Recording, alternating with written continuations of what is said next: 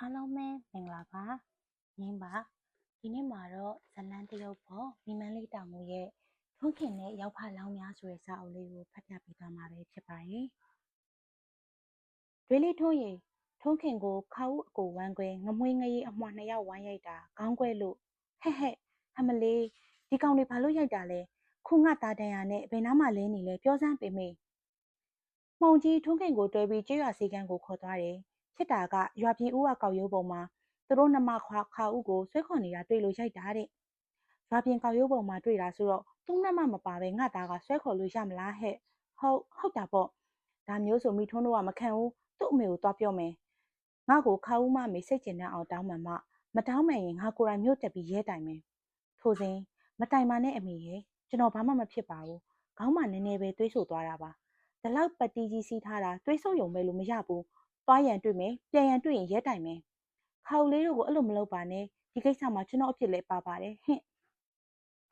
တကယ်တော့တားချင်းထားလို့ခါဦးလေးရွာပြင်တရက်ပင်အောင်မှာစောင့်နေတာအဲ့ဒီအချိန်သားကိုမှုံကြီးကအတင်းခေါ်လို့အရှိထတော်မှာထရီတောက်ရင်မင်းခါဦးကိုသူ့အမေကဗီဒီယိုရုံပိုင်ရှင်ချစ်အောင်နဲ့လည်းသဘောတူတယ်လို့အုံးပြင်ရွာစုကတထေးချစ်သေးရဲ့သားကလားညွန်နဲ့လည်းသဘောတူတယ်လို့လုပ်နေတယ်နှစ်ယောက်စလုံးကချမ်းသာတယ်လေငါခါဦးကိုဒီလိုလုပ်လို့ရမလားငါနဲ့ချစ်နေရလေမင်းချစ်ပေမဲ့မင်းမပိုင်သေးတာခုချိန်သူ့အမေစိတ်ကြိုက်တမက်ရွေးနိုင်တာပေါ့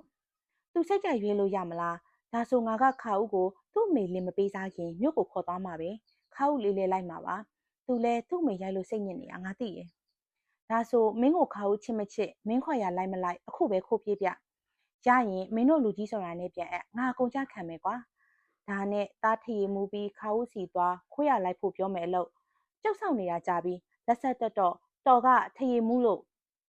့ငါရန်တွေ့မနေနဲ့နင့်ကိုခုပဲခိုးပြေးဖို့ရဲစေးတင်လာတာလိုက်ခဲ့သူစွကြတော့မှပြေးမှခါဦးလေးလန့်ပြီးခလန်းလန်းကဦးဝကောက်ရိုးပုံကိုပြေးသွားတယ်ဟင်းမြို့ခေါ်ရင်ကြပါတယ်နောက်ကအတင်းလိုက်ပြီးသူ့ကိုမှီလို့မိခင်တားဖြစ်ကရင်ဖိုစရာစိတ်လှုပ်ရှားစရာငါတော့စိတ်ဝင်စားလာတယ်ဟင်းကောက်ရိုးပုံနဲ့လည်းအရောက်ခါဦးလေးခလုတ်တိုက်အလဲတားကလည်းအမီအိုးဟင်း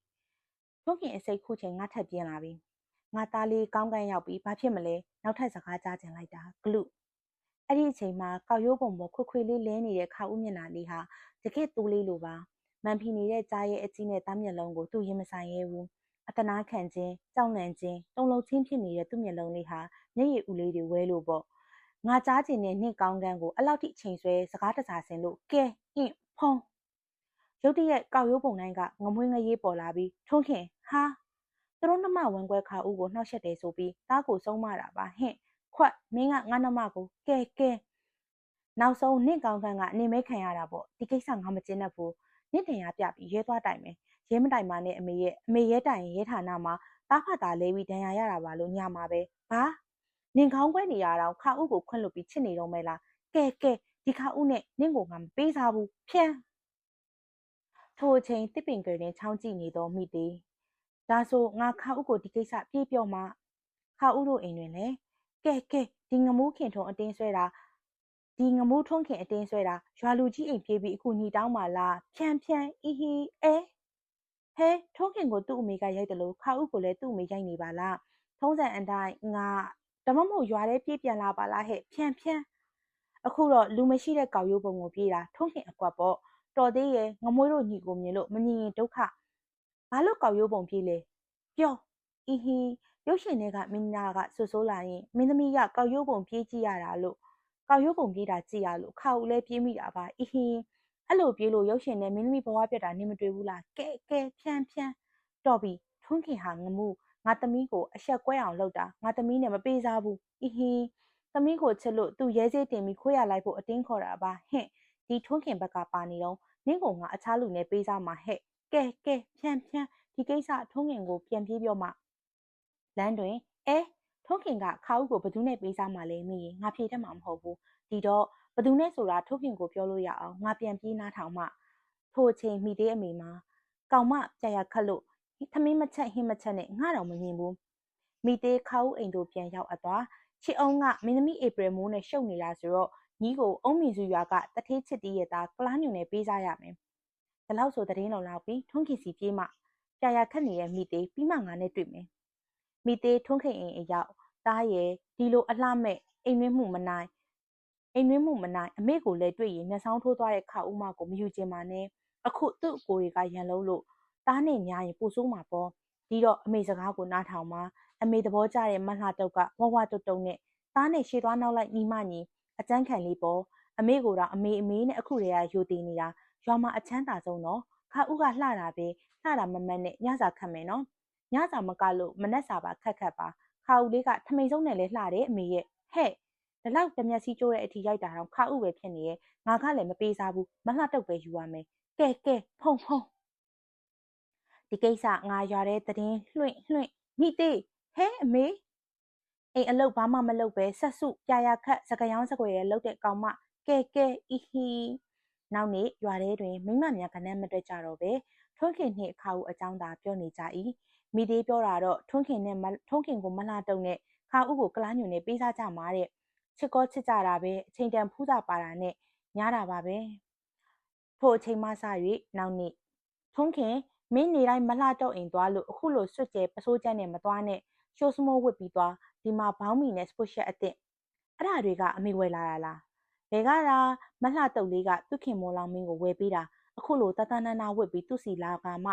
သူခါဥတို့ရှိဂုံတက်မှာတဲ့ဝစ်စုံသုံးစုံဝယ်ပေးသွားတယ်ဒီတော့အမေကဟန်ချိန်ဆွဲကြိုးလက်စွပ်ဆွဲကြိုးတွေသားကိုဆင်ပေးလိုက်မယ်သူ့အိမ်နေတိုင်းဆင်ပြီးသွားငါသဘောထူတဲ့မလှတုတ်စီသွားရမှာမို့ဆင်တာခါဦးစီသွားလူကြားတဲ့ချွတ်ယူပြီးရိုက်မှာကြလားဟုတ်ကဲ့နောက်နေ့ထွန်းခင်ခါဦးတို့အိမ်သွားရဟဲထွန်းလေးလှလိုက်တာတုတ်ရွေးဆင်ပေးတဲ့အတိုင်းသားနာလို့မင်းသားလာတုံးနဲ့ပေးမလဲဘူးဟိတုတ်ကအမေထွန်းလေးအမေကိုထွန်းလေးအတွက်အဝတ်စားတွေဝယ်ပေးလိုက်တာဝတ်မှဝတ်ပါမလားလို့ဟိအခုပဲတုတ်နဲ့ထွန်းလေးတို့ရွာတောင်ပိုင်းကမိထိန်အကျော်ဆိုင်မှာလမ်းလျှောက်ရင်အကျော်သွားဝယ်စားမယ်လေမိထိန်အကျော်ဆိုင်ခါဦးတို့အိမ်ရှိကရှောက်သွားရတာမလှတုတ်တီးလို့ငါနဲ့အတူလမ်းလျှောက်ပြီးခါဦးရှေ့ကြွားကျင်တာဟိုထွန်းလေးကမလှတုတ်အိမ်မှာပဲအေးဆေးစကားပြောကျင်တာပါထိုစဉ်မလှတုတ်အကိုဝင်းခွဲငလှငမြတို့ရောက်လာကမောင်ထွန်းခင်ငါနှမလှတုတ်စီလာတာပေါ့ဟုတ်အော်ထွန်းလေးကိုခါဦးရဲ့အကိုဝင်းခွဲတွေအန်တရယ်ကကင်းအောင်တုတ်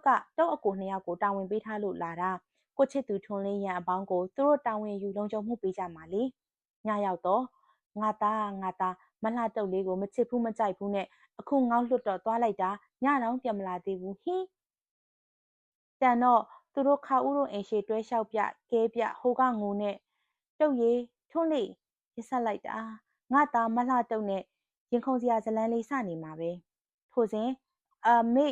ဟဲ့ငါသားအတန်အားလေးကြီးနဲ့ထွန်းခင်အမေတကားအဖွင့်အမလီငါသားဘာဖြစ်ကမလှတော့အကိုနှစ်ယောက်အရက်တိုက်ခိုင်းပြီးကျွန်တော်ကိုပါအတင်းတိုက်လို့အာနာပါနာတောက်လာတာအမလီငါသားထမ်းရည်လေးတစ်ခါတလေတောက်တာတော့ငါရိုက်တာအခုလိုအရက်မူးလာရင်ပိုရိုက်တင်တာပေါ့ဒါပေမဲ့ငါကမလှတော့အိမ်လွတ်လို့သူ့အကိုဝင်းခွဲတွေကအတင်းအရက်တိုက်လိုက်တာဆိုတော့ငါရိုက်လို့မဖြစ်ဘူးတော်ပါသေးရဲ့ငါစင်ပေးရဲ့ရွှေတွေပါလာလို့နောက်နေ့ရေခလန်းတွင်မနေ့ကညီထွန်းခင်ကိုမလှတော့အကိုတွေကအရက်အတင်းတိုက်တယ်တဲ့ငါ့ကိုပေးမေးပြောတယ်ငါကိုလည်းကိုမွေးကိုရေးတို့ပြောလို့သိပြီးပါပြီအေးဟဲ့ညီကိုငမွေးငရေးတို့ကအရက်တောက်တတ်ပြီပေါ့အရင်လိုပဲမတောက်တတ်ပါဘူးအေးထင်းတိုက်သွားရင်ဥဖို့မှုဆိုင်မှာတွေ့တာတဲ့ဒါထက်ညီကိုလည်းအုံးမေစုရွာကချစ်တီသားကလားညိုနဲ့လူချင်းချင်းချင်းဆက်ပြီးပြီဆိုဟုတ်တယ်မနှက်ဖြန်သူတို့သားဖအိမ်လာမှာမို့အမေလေးသူတို့ကိုထမင်းကျွေးဖို့မြို့တက်စိတ်သားငတ်တလောက်ပန်းသီလိမ်မော်သူတွေသွားဝယ်လေရဲ့မြို့အစားအစာတွေပေါ့ဥချစ်တီကချမ်းသာတော့မြို့အစားအစာနဲ့အိတ်ခံရမှာပေါ့